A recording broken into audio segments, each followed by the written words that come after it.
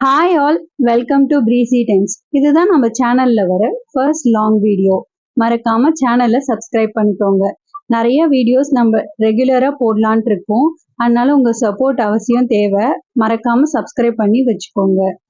Daily shorts video வரும். அப்புறம் weekly twice long வீடியோவும் போடுவேன்.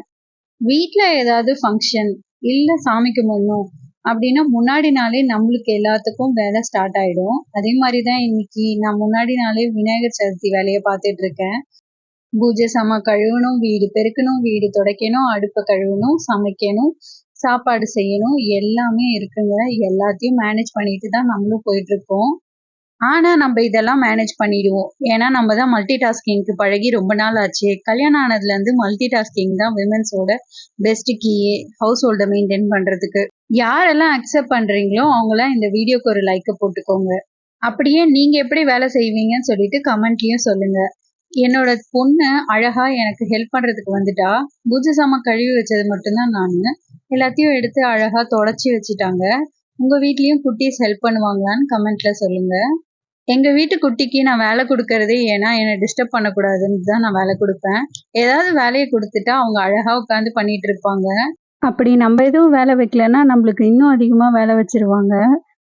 அப்படியே பாப்பா ஹெல்ப் பண்ண நானும் பொட்டு வச்சு முடிச்சிட்டேன். சாமியை எடுத்துட்டு போய் பூஜை ரூம்ல வச்சு அரேஞ்சும் பண்ணிட்டேன்.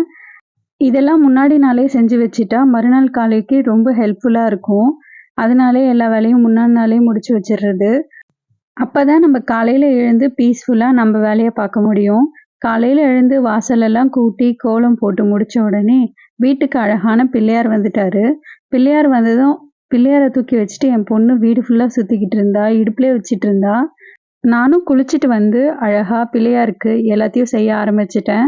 கிச்சன் வந்த உடனே கடகடன்னு சாப்பாடு வச்சுட்டேன். ஒரு பக்கம் மல்லாட்டை வறுத்து சாப்பாடும் செஞ்சு முடிச்சிட்டேன். சாதம், ரசம், சுண்டல், பாயாசம், கீரை பொரியல், காரம் போடாமல் சுண்டல், அவரைக்காய் பொரியல், சக்கரை பொங்கல், கொழுக்கட்டையும் வெந்துருச்சுங்க. எல்லாத்தையும் எடுத்துகிட்டு போய் சாமிக்கு படைக்கணும். பூஜை ரூம் போயிட்டு விளக்கேற்றிட்டு பிள்ளையாரை அழகாக மனை மேலே உட்கார வச்சு பிள்ளையாருக்கு அலங்காரமும் பண்ண ஆரம்பிச்சிட்டேன். ஒன்று ஒன்றா போட்டோடனே பிள்ளையாருக்கு அழகு சேர்ந்துக்கிட்டே இருந்தது. எருக்க மாலையும் அருகம்புல்லும் தான் பிள்ளையாருக்கு ரொம்ப முக்கியமானது. பிள்ளையாரை பிடிச்சி வச்சேன் மஞ்சளில். அது இந்த பிள்ளையாரை விட ரொம்பவே அழகாக இருந்தது, ரெண்டும் பார்க்கறதுக்கே. வீட்டில் செஞ்சது இல்லாமல் விநாயகருக்காக ஒரு சில பழங்களும் வாங்கிட்டு வந்து வச்சு விநாயகரை சிறப்பாக கும்பிட்டோம். விநாயகர் கும்பிட்டு முடிச்சுட்டு நாங்களும் விநாயகருக்கு வச்சதெல்லாம் சாப்பிட்டு முடிச்சிட்டோம். இன்னொரு விலாகில் பார்க்கலாம். பாய்.